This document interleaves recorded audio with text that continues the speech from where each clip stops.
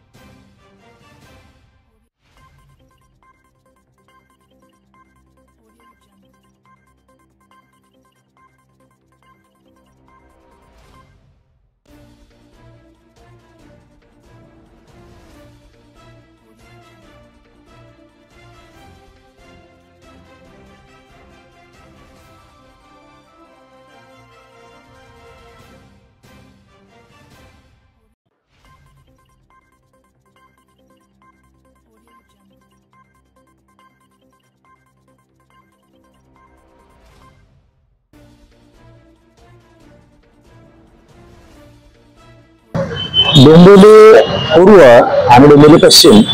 या दोन्ही भागामध्ये जे फेरीवाल्यांचा जो एक उपद्रव इथे बघण्यात येतो आहे, तर त्याच्या अनुषंगाने गणपतीच्या पूर्वी महापालिका आणि पोलीस प्रशासन यांच्या संयुक्त विद्यमाने अत्यंत चांगल्या पद्धतीची कारवाई त्या ठिकाणी करण्यात आलेली होती। गणेशोत्सवा काळामध्ये पोलीस यंत्रणेवर आणि महापालिका यंत्रणेवर जबाबदाऱ्या ज्या वेगळ्या पद्धतीच्या असल्यामुळे त्यानंतर आता आज आम्ही परत या ठिकाणी ही कारवाई करण्याचं नियोजन केलेलं आहे। यामध्ये पोलीस विभागाचे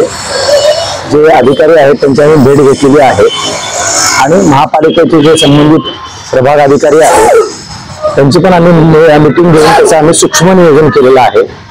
आणि येत्या 1 ते 2 दिवसामध्ये आम्ही याच्यामध्ये मोठ्या प्रमाणावर कारवाई करणार आहोत। कारवाईचं स्वरूप